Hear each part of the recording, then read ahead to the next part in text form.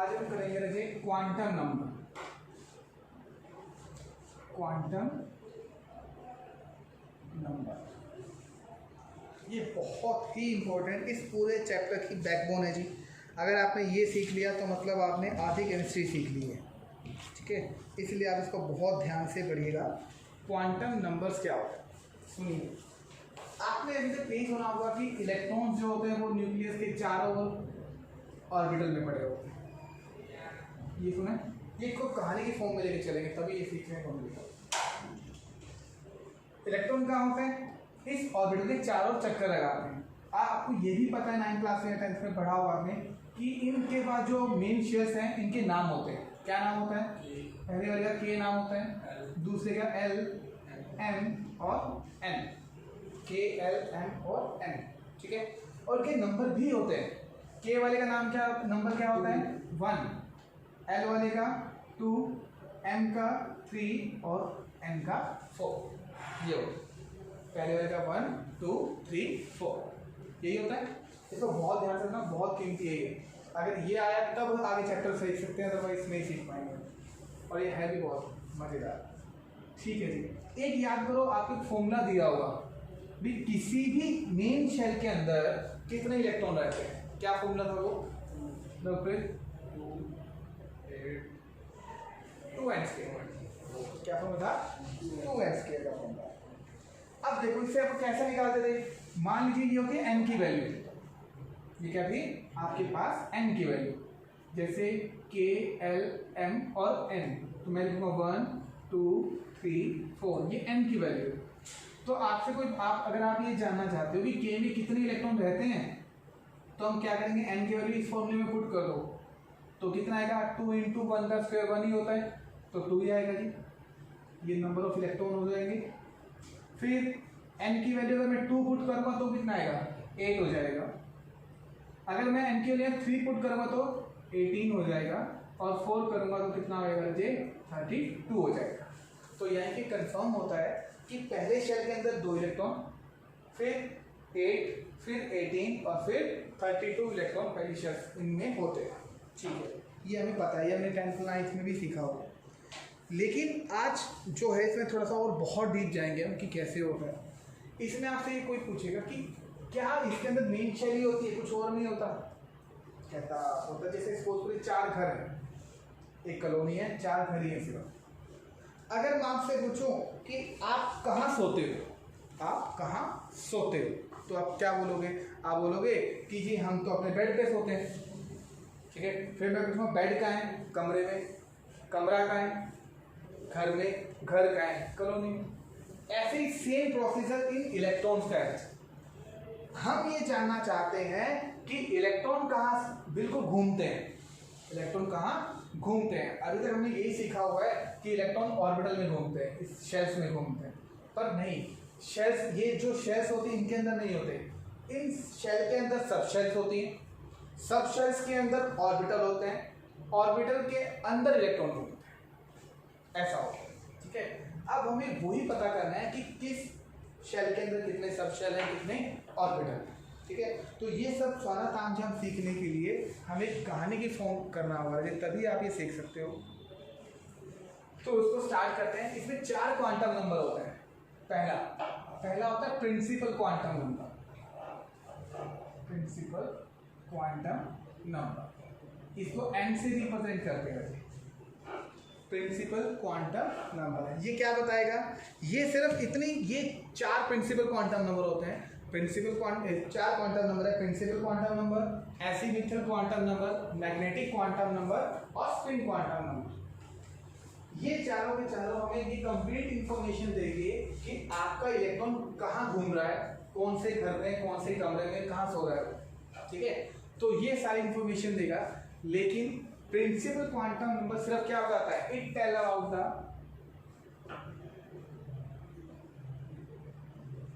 Only main shell. Only main shell, ये सिर्फ क्या बताता है? मेन शेल के बारे में बताएगा आपको कि आपके पास कितनी मेन शेल्स है, ठीक। तो हमने देखा मेन शेल है कितनी है हमारे पास? 4 मेन शेल है और ये फिर नंबर बता देगा। तो ये बोलेगा n की वैल्यू k के लिए 1, L के लिए 2, M के लिए 3 और N के लिए 4 होते हैं। ये सिर्फ इतनी इंफॉर्मेशन देता है, ये आपको सिर्फ इतनी इंफॉर्मेशन देगा कि आपके पास N की वैल्यू इतनी होगी। ठीक है जी। अब आपको ये पता करना है, अब सपोज करो एक आपके स्कूल में ना कोई भी स्पोर्ट्स कंपटीशन हो रहा है स्टेट लेवल का, ठीक है, आप होस्ट हो, आपका स्कूल होस्ट है, और आपको क्या किया गया, आपको ना एक आप भी उस होस्ट की कमेटी में मेंबर हो, आपको एक रिस्पॉन्सिबिलिटी दी है कि जो लोग बच्चे स्पोर्ट्स में वाले हैं, शाम को जब वो स्पोर्ट्स खत्म हो जाए तो उनको आपको सुलाने का जिम्मा लेना है, उन बच्चों को आपने सुलाना है। ठीक है, यहाँ जो बच्चे होंगे ना वो इलेक्ट्रॉन होंगे, मैं आपको साथ के साथ कंपेयर करवाता रहूँगा। तो आपको क्या किया, आपको सुलाने का जिम्मा दे दिया कि आपने इन बच्चों को रात को यही सुलाना है, आपने सुलाना है, उनको सुलाने की जिम्मेवारी आपकी, लेकिन बहुत ही रूल और रेगुलेशन के साथ ये काम करना है। तो आप लोगों को चलो ठीक है। तो इससे पहले आपके दिमाग में क्या क्वेश्चन आएगा, आपको बोल दिया कि आपको बच्चों को सुलाना है, तो आपके दिमाग में पहला क्वेश्चन क्या आएगा, कहाँ पर भाई हम कहाँ सुलाएंगे, पहला क्वेश्चन है कहाँ पर सुलाएंगे। तो फिर टीचर आपको बोलेगा मैं आपको 4 घर देता हूँ, मैंने क्या दिया, आपको 4 घर दे दिए, घर के L M और N, मैंने आपको 4 घर दिए हैं। ठीक है, ऐसे ही कहानी को समझ के चलना, फिर बहुत मजेदार, तो कभी जिंदगी में नहीं भूलोगे। तो मैं कहता हूँ जी आपको मैंने 4 घर दिए हैं, ठीक है, ये 4 घर, पहले घर का नाम K, दूसरे घर का नाम L M और N, और हाउस का नंबर होता है ना सबके अपने घरों में, तो आप ये याद रखोगे कि पहले हाउस का नंबर 1 है, दूसरा हाउस नंबर 2, हाउस नंबर 3 और हाउस नंबर 4, और यहाँ पर ना एक बड़ा सारा गेट लगा हुआ है। इमेजिन करो कि यहाँ पर बड़ा सारा गेट लगा हुआ है, ये मेन गेट है हमारा, और हमें पता है मेन गेट के अंदर, मेन गेट से स्टार्ट होते ही जो कॉलोनी स्टार्ट होगी हमारे पास, जो हमें एरिया दिया है उसमें सबसे पहला घर कौन है, K, उसके बाद L, उसके बाद 3 और फिर 4M, ये हो गया। क्लियर हुई बात? ठीक है, आपको घर पता चल गई। ठीक है, अब आपको घर पता चल गए तो आप ये देखोगे कि यार चलो घर तो हो गए, अब अभी आप घर के बाहर खड़े हो, सिर्फ यहाँ खड़े हो, आपको नहीं पता अंदर कितने कमरे हैं, क्या कुछ नहीं पता। दूसरा क्वेश्चन आपके दिमाग में क्या आएगा, कहाँ सुलाए, भाई घर मिल गए हैं, पर आप आपके दिमाग में आना चाहिए कितने कमरे हैं भाई, कमरे कितने हैं, तो कमरे कितने ये कौन बताएगा, ये दूसरा क्वांटम नंबर बताएगा, azimuthal quantum number, azimuthal quantum number, ये आपको बताएगा कि कितने आपके पास कमरे हैं, ये यू होता है एजीमुथल क्वांटम नंबर। इसको रिप्रेजेंट करेगा L से, बस ये नोटिफिकेशन याद रखना, और इट टेल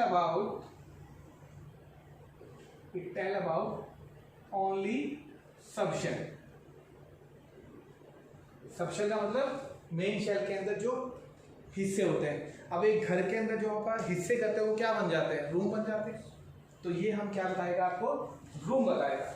अब आपका दूसरा टास्क पता क्या है, दूसरा टास्क है कि आपको घर का पता चल गया, घर का हाउस नंबर भी आपने लिख दिया। अब आपको ये पता करना है रजे कि इसमें कमरे कितने हैं, इसमें क्या है, कमरे कितने। अब कहते हम कैसे बताएंगे, तो इसमें एक फॉर्मूला है, इसमें क्या है, फॉर्मूला। तो फॉर्मूला L क्या होता है, 0 to n-1 फॉर्मूला होता है। ये किसी भी कमरे का, भाई किसी भी घर में कितने कमरे वो निकालने का फॉर्मूला है रजे, 0 to n-1।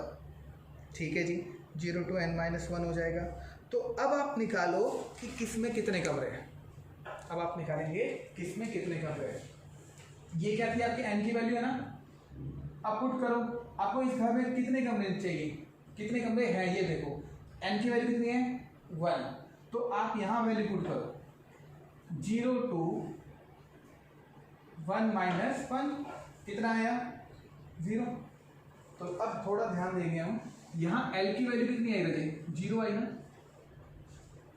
बोलो L की वैल्यू समझ में आता है, क्यों आया 0, कहता जी यहाँ पर देखो 0 to n-1 फॉर्मूला था, तो अगर L इसके लिए n की वैल्यू कितनी है, 1, तो वैल्यू आएगी 0। फिर ऐसे ही L के लिए फॉर्मूला चलाओ, L के लिए n की वैल्यू कितनी है, 2, तो यहाँ क्या आएगा 0 2 2 माइनस 1, अब कितनी वैल्यू हो गई 1 होगी। लेकिन यहाँ देखो ये 2 है कि 0 से लेके 1 तक, तो 0 से लेके 1 कितनी वैल्यू आती है, कितने डिजिट होंगे 2 ना, 0 और 1 होगा। तो यहाँ कितनी वैल्यू हुई 0 और 1। m के लिए कितना आएगा फिर, m के लिए वैल्यू कितनी होगी 3। अब कितना होगा 0 2 2 होता है 0 2 2, तो इसका मतलब क्या हुआ 0 भी होता है 1 भी है और 2 भी है।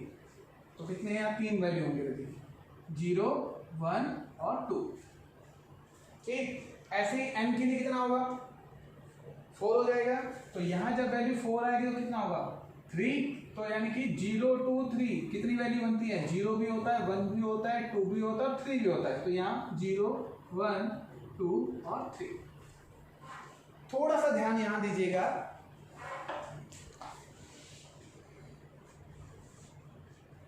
इस पे ध्यान आपने सिर्फ इतना देना बच्चे कि ये जो 0 है ना हमारा मैथ वाला 0 नहीं है, इसकी एक वैल्यू है। आप इसको डिजिट मान के चलो, जितने डिजिट दिए हुए ना उतने ही कमरे हैं, बस ये याद है, जितने डिजिट हैं उतने ही कमरे हैं। तो अब आप खुद बताओ के वाले घर में कितने कमरे हैं 1, एल वाले घर में कितने कमरे हैं 2, एम वाले घर में कितने कमरे हैं 3 और एन वाले घर में कितने कमरे हैं 4। तो आपको पहले घर के अंदर कमरे फाइंड आउट करने का फॉर्मूला था रखिए 0 to n-1। बच्चा बहुत कंफ्यूज हो जाता है कि पता नहीं 0 ऐसे कैसे, तो देखो सिंपल, देखो ये वैल्यू देखो n की वैल्यू पुट करते चलो आपके आंसर आते रहेंगे। n की वैल्यू 1 किया तो कितना होगा 0, तो 0 to 0 0 ही होता है, एक ही डिजिट आएगी। 2 की वैल्यू करेंगे तो 2 डिजिट आएंगे 0 to 2 0 और 1 0 1 2। तो यानी कि अब आपको 2 चीजें पता चल गई, कमरे भी पता चल गए कि आपको अब ये पता चला कि आपके पास कितने कमरे हैं। कहते हैं के वाले घर में 1 कमरा है, एल वाले घर में 2 कमरे हैं, एम वाले घर में 3 कमरे हैं, एन वाले घर में 4 कमरे। यानी कि ये आप अब दिमाग क्या लगाएंगे, आपसे कोई मैं ये पूछ लूँ सबसे छोटा घर कौन सा हुआ फिर आपके हिसाब से के वाला, सबसे बड़ा घर कौन सा हुआ एन वाला। क्लियर हुआ इतना। तो आपने 2 चीजें पता कर ली बच्चे, एक तो सबशेल पता कर लिए, कमरे कितने हैं सबशेल पता चल गया और मेन शेल पता चल गया, ठीक है, एक हो जाएगा। अब ये कहेगा आप खाली इसको ना 0 1 0 1 कहना अच्छा नहीं लगता, इन कमरों के भी नाम दे दो, इन कमरों के भी नाम दे दीजिए। तो कहते हैं कैसे देंगे, तो इनके लिए एक रूल है आपके पास, अगर एल की वैल्यू, ये सारी एल की वैल्यू है ना, अगर आपके पास एल की वैल्यू 0 1 2 और 3 है तो आप उस सबशेल का नाम क्या दोगे, उस सबशेल का नाम दोगे एस। अगर एल की वैल्यू 0 तो सबशेल का नाम क्या होगा एस, 1 है तो क्या होगा पी, 2 है तो क्या होगा डी और 3 है तो क्या होगा बच्चे एफ। अगर आपके पास एल की वैल्यू 0 1 2 3 है तो सबशेल का नाम क्या होगा एस पी डी और एफ। तो यानी कि आपके पास जो कमरे हैं ना उसके नाम लिख दो, जिस कमरे के ऊपर आप क्या लिख दोगे नाम लिख दो उस कमरे के ऊपर। ठीक है जी, लिख देते हैं, अभी लिख देते हैं नाम। तो आप देखो कैसे लिखेंगे हम नाम, अब हम कहेंगे इस के अंदर जो कमरा है उसका नाम क्या है एस, उस रूम का एस नाम है जी। आपके पास एल वाला कमरा के से थोड़ा बड़ा है, उसमें 2 कमरे हैं, तो एक कमरे का नाम क्या होगा एस और दूसरे का नाम क्या होगा पी। ऐसे एम वाले कमरा उससे बड़ा है तो उसमें नाम क्या होगा एस पी और क्या होगा डी। क्या ये बात ठीक है। और जो आपका एन वाला है उसका क्या नाम होगा, 4 कमरे हैं तो एक का नाम क्या होगा एस, एक का नाम पी, एक का नाम डी और एक का नाम एफ। तो ये 4 कमरे हो जाएंगे। बोलो जी कितनी बात समझ में आती है आपको।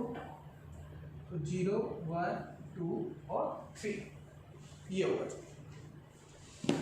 अब हम क्या करेंगे, अब आपने नाम भी लिख दिए, ठीक है। तो आप देखोगे कि हमने कमरे पता चल गया, घर पता चल गया, कमरे भी पता चल गया, हमने कमरों के आगे नाम भी लिख दिया। अब आपको एक थोड़ी सी कमी महसूस होगी कि आपने कमरों के नाम ना सेम ही हो गए। तो हर घर में ऐसा है, हर घर के अंदर पी कमरा भी है, डी भी है, कईयों में इनमें तो है ही नहीं, ठीक है, क्योंकि इसमें छोटे छोटे कमरे तो उसमें बड़े कमरे आ नहीं सकते। तो आप अगर मान लो किसी बच्चे को कहोगे, सपोज करो आप एक में कोई आपको आप में से कोई दिमाग रहेगा क्या यार अपन तो सेम नाम लिख दी, अगर मान लो कोई बच्चा आके अपने पास पूछता है मुझे कहाँ सोना, अगर आप उसको ये बोलेंगे जाके पी वाले कमरे में सो जाओ, तो वो तो ढूंढता ही रह जाएगा, पी तो इसमें भी है, इसमें भी है, इसमें किस में जाएगा जी, परेशान हो जाएगा वो। तो कहता है क्या करें, इसकी समस्या कैसे दूर करो। तो वो कहता है क्यों ना आप ऐसा करें, जो ये कमरों के नंबर है ना, नाम है, इनके आगे ना हाउस नंबर लिख देते हैं। और ये बात भी सही है, इस कमरों के आगे अपन जो इनका घर का नंबर है ना मेन, वो लिख दो। तो इस कमरे के आगे आप क्या लिखेंगे, 1 लिखेंगे, क्योंकि इसका घर का नंबर क्या है 1। तो ये इसमें एक कमरा है, उसका नाम है 1S। इसके अंदर 2 कमरे, इनके आगे क्या नाम लिखेंगे आप, क्या लिखेंगे, 2 लिख दें, क्योंकि इसका हाउस नंबर कितना है 2। तो इसके आगे क्या लिखेंगे, इसके आगे क्या लिखेंगे 2P। इसके आगे क्या लिखेंगे, इसका हाउस नंबर कितना है 3, तो इनके आगे 3S 3P 3D, 3 कमरे हो गए। अगले वाले का नाम क्या लिखेंगे 4 4 4 4। बस हमने क्या किया, जो आपका कमरा जिस घर में है ना, उस घर का नंबर लिख दो उस घर कमरे के आगे। अब आप बहुत अच्छे से डिफ्रेंशिएट कर सकते हो। अगर हम किसी को बोलेंगे कि भाई आप जाके 3P में जाके सो जाओ, तो उसको पता चल जाएगा अभी 3 का मतलब क्या हुआ, हाउस नंबर 3 है। हाउस नंबर 3 में जाके वो ढूंढेगा 3 कमरे हैं, एक का नाम 3S है, एक का नाम 3P, एक का नाम 3D है। तो वो आसानी से उस 3P वाले कमरे में जाके सो जाएगा। बोलो जी, कुछ बात पल्ले पड़ी। तो यहाँ हमने 2 चीज़ें सीख ली थे। एक आपने सीखा कि पहले कितने घर थे, आपको घर बताया किसने, प्रिंसिपल क्वांटम नंबर ने, यानी कि ये जो मेन शेल है वो किसके बराबर है, वो हाउस के बराबर है, ठीक है। सब शेल है वो किसके बराबर है, रूम के बराबर। ऐसे याद रख लेना, सब शेल किसके बराबर होती है, रूम के बराबर। और आपके पास जो मेन शेल है वो किसके बराबर है, हाउस के बराबर। आपने हाउस में नंबर भी, रूम देख लिए, रूम के आगे नाम भी लिख दिए और रूम का नंबर भी लगा दिया। अब आपकी आधी से ज़्यादा टेंशन खत्म हो गई है। लेकिन अब आपको ये देखना है कि कितने बच्चे सुलाने हैं। अब रूम सेट हो गए हैं सारे, अब आपसे ये पूछा जाए कि कितने बच्चे सुलाओगे आप, तब आपका जवाब क्या होगा। हमारा जवाब अब ये होगा कि बच्चों को नीचे तो नहीं सुला सकते, बेड पे सुलाना पड़ेगा, क्योंकि स्टैंडर्ड का कंपटीशन है आपके पास। तो आप बोलोगे कि जितने बेड होंगे उसके हिसाब से सुला देंगे, जितने जितने कमरों में बेड आएंगे ना, उतने कमरों में हम सुला देंगे, ठीक है जी। अब तीसरा आपको पता चलेगा बेड कितने हैं, आपको ये काउंट करना है, आपको ये देखना है कि किस कमरे में कितने बेड आ सकते हैं, ठीक है। अब उसके लिए कौन बोलेगा, उसके लिए बोलेगा थर्ड मैग्नेटिक क्वांटम नंबर, इसको स्मॉल m से रिप्रेजेंट करते हैं, मैग्नेटिक क्वांटम नंबर। ये बताता है आपके पास ऑर्बिटल्स को, it tells about orbitals. Orbitals किसके बराबर है, बेड के बराबर है। अब आपको ये देखना है किस कमरे में कितने बेड लगे हुए हैं, ठीक है। अब सुनो फटाफट, क्या था, कहते जी आपके पास बेड निकालने का फॉर्मूला क्या होगा, m होता है ना क्वांटम नंबर। तो ये कैसे निकालोगे, इसका फॉर्मूला है -L2 + L, बस सिंपल सा। कहते जी -L2 + L। इस फॉर्मूले से आप किसी भी कमरे में कितने बेड लगे हुए हैं वो पता कर सकते हो। करते हैं जी, देखो अब पहले के वाले घर नहीं पता करेंगे, पहले वही आता है। अब के वाले घर की L की वैल्यू कितनी है बताओ, 0, यही देखना था। के वाले घर की L की वैल्यू क्या है, 0, क्योंकि 0 थी तभी तो नाम S पड़ा था, बस इस यहाँ ध्यान रखना है, ठीक है। यानी कि इसके लिए के के लिए L की वैल्यू 0 होती है, तो 0 -02 + 0 क्या आएगा, 0 ही है। तो के के लिए n की वैल्यू कितनी हो जाएगी यहाँ पर, 0। क्या ये बात ठीक है, ठीक है जी। अब दूसरे के लिए आ जाओ। अब L वाले घर में ना 2 कमरे हैं, ध्यान से सुनना। L वाले घर में 2 कमरे हैं, एक जिसके अंदर L की वैल्यू 0 है और एक जिसके अंदर 1 है। अभी हमने देखा, अगर मैं L की बात करूं तो L के अंदर जो आपके पास पहला कमरा है S वाला, उसके लिए वैल्यू क्या होगी, सेम 0 0। तो यानी कि एक इसके अंदर तो एक और जो P वाला है, P के लिए L की वैल्यू क्या होगी? P के लिए L की वैल्यू क्या होती है? 1। तो यहाँ हम वैल्यू क्या पुट करेंगे? -1 to +1। -1 से +1 कितनी वैल्यू आती है? कहता -1 होती है, 0 आती है और एक +1 होती है। कितनी वैल्यू होगी टोटल? 3। तो P के अंदर कहता 3 वैल्यू, -1 +1 -1 0 और +1, 3 हो गई। समझ में आती है बात? ठीक है। फिर M के लिए कैसे करोगे? M के अंदर 3 कमरे। अब आप सिंपल सी एक बात नोट करेंगे, L की वैल्यू जो फिक्स है, S के लिए कितनी है? 0, 1 के लिए P, 2 के लिए D और 3 के लिए F। तो आप सिंपल देखो, S की वैल्यू जो होगी ना वो हमेशा M की वैल्यू 0 ही होगी, क्योंकि L की वैल्यू भी 0 है।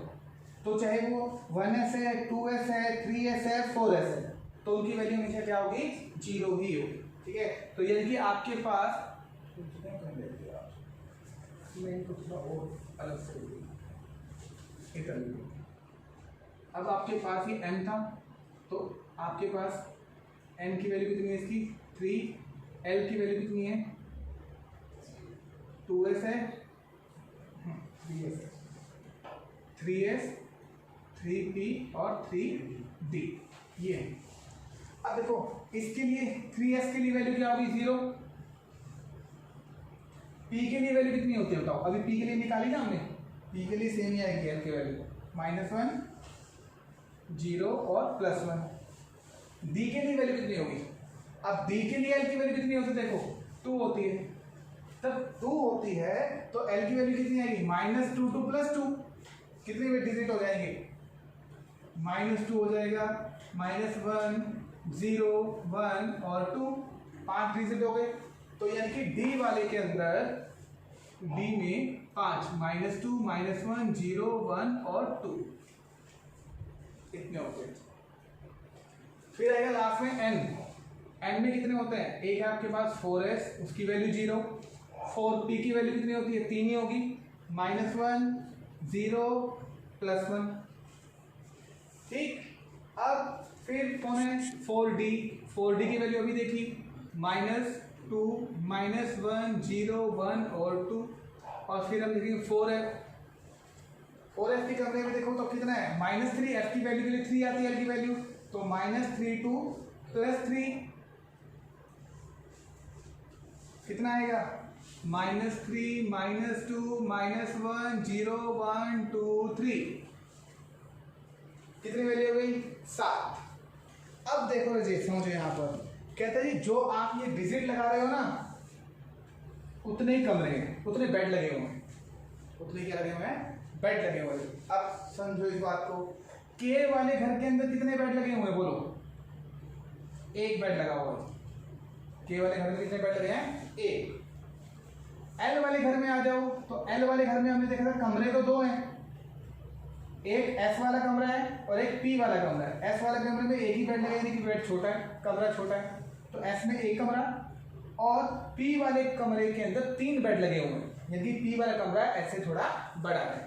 तो फिर 3 कमरे हैं, एक -1 वाला बेड है, एक 0 वाला बेड है और एक 1 वाला बेड है। ठीक। तो यानी कि इस घर में टोटल कितने कमरे हैं? कितने बेड लगे हुए हैं? 4 बेड लगे हुए हैं इसके अंदर टोटल। इसमें सिर्फ एक ही बेड लगा हुआ है। एम वाले घर में आ जाओ। एम वाले घर में 3 कमरे थे, 3s था, 3p था और 3d था। हमें पता है एस के अंदर एक ही कमरा होगा। पी वाले में हमें पता 3 ही कमरे होंगे। डी वाले में देखेंगे, हमने देखा हमें 5 कमरे हैं, 5, यानी डी वाला कमरा एस और पी से भी बड़ा है। 5 कमरे बेड हो गए, तो इसमें 5 बेड है। टोटल बेड कितने हो गए? 9। तो इसमें टोटल 9 बेड हो गए। फिर एन में आ जाओ। अब देखो कि एस में एक ही बेड होता है, पी में 3 बेड, डी में 5 बेड और एफ में 7 बेड हो जाएंगे। तो फिर टोटल बेड कितने हो गए? 16 होता है। टोटल बेड हो जाएंगे 16। अब आपने बेड भी काउंट कर लिए, तो आपने देखा कि आपके पास कितने बेड है। तो आपने बहुत पता किया कि पहले वाले घर में एक कमरा है, उसमें एक ही बेड लगा हुआ है। दूसरे वाले घर में 2 कमरे हैं, लेकिन एक वाला घर जो कमरा को छोटा है उसमें एक ही बेड लगेगा, और एक जो कमरा को थोड़ा बड़ा है उसमें 3 बेड लगे हुए हैं। तीसरे वाले घर में जाएंगे, थोड़ा बड़ा घर है, उसमें 3 कमरे हैं, एक छोटा कमरा एस उसमें एक ही बेड, पी वाला कमरा है उसमें 3 बेड और डी वाले कमरे में 5 बेड। एन वाला घर उससे भी बड़ा है, 4 कमरे हैं, एक वाले घर में 1 बेड, दूसरे वाले पी में 3 बेड, डी वाले में 5 बेड और एफ वाले में 7 बेड। ठीक है, क्लियर हुआ? ठीक है। अब आपसे चौथा वाला क्या बोलेगा? Spin quantum number. ये आपको बताएगा क्वांटम नंबर। ये है तुझे। अब आपको ये करना है, आपको इतना क्या करना है, अब आप कितने बच्चे सुला सकते हो चलो बताओ। अब आपका टोटल आपने बेड काउंट कर लिए 1 4 9 16। तो पहले वाले घर में कितने बच्चे सुला सकते हो आप? कितने? 1 2 3 कितने? नहीं, रूल है आपको ऊपर से ऑर्डर आएगा, मैं टीचर बोलेगा एक बेड पे 2 बच्चे सुलाने हैं, ये रूल है। एक बेड पे मैक्सिमम कितने बच्चे? 2 बच्चे। तो पहले वाले घर में कितने बच्चे सोएंगे? 2 सोएंगे। तो पहले वाले घर में कितने बच्चे सोएंगे? 2। एल वाले घर में कितने बच्चे सोएंगे? टोटल कितने बेड हैं? 4। 4 में डबल कर दो 8। एम वाले घर में कितने बच्चे सोएंगे? 18। और एन वाले घर में कितने बच्चे सोएंगे? 32। क्या ये हमारी ऑर्बिटल का नंबर नहीं था पहले? ये कुछ आया ना सब जैसे। तो ऐसे में डिवाइड करना था इसको कि कैसे कैसे किसके नंबर्स फाइंड आउट होते हैं। बोलो समझ में आया आपको? तो ये आपको बताया था कि ऐसे आपको बताना कि कितने कितने नंबर्स में कैसे कैसे हमें बच्चों को सुलाना है। ठीक। चौथा ये लास्ट बताता स्पिन क्वांटम नंबर। इसको स्मॉल एस से रिप्रेजेंट करते हैं। अब आपको पता है, मान लीजिए जैसे सपोज करो ये के वाला घर है, मैं आपको सब एक ही बताता हूँ। उसके नीचे आप एक बॉक्स बना दो। इसका मतलब क्या हुआ, इस के वाले घर के अंदर जो 1S रूम नंबर है ना, उसमें सिर्फ एक ही बेड लगा हुआ है। ये बेड है हमारा, एक ही बेड लगा हुआ है। इसमें कितने बच्चे सोएंगे? 2। ठीक है। लेकिन अब सोने का भी तरीका हम बताएंगे उनको, वो अपनी मर्जी से नहीं सो सकते हैं। अब आपको कैसे सोएंगे? अब मान लो आप कहीं खेलने गए हो, आपको सोना है, 2 दोस्त हो, पक्के वाले दोस्त हो, कैसे सोओगे? दोनों का सिर एक तरफ होगा ना, बातें मारते हुए सोएंगे, या दोनों का सिर दूसरी तरफ भी हो सकता है। अगर ऐसे करें तो सोएंगे इकट्ठे, हमारा सिर एक तरफ होना चाहिए। नहीं, ये दोनों गलत है। कैसे? आपको ऐसे नहीं सोना है अपनी मर्जी से। आपको क्या करना है, कहता है एक बच्चे का सिर इधर है तो दूसरे का इधर होना चाहिए। बातें मारोगे तो तुम सारा दिन सोओगे। तो अपोजिट स्पिन, अलग अलग सोना है। ये बताता है आपको कौन? Spin quantum. बोलो जी, समझ में आया आपको सभी को? तो यहाँ तक कीजिए, बाकी इसमें और सारी डिटेल और बहुत सारा कुछ है वो हम कल करेंगे।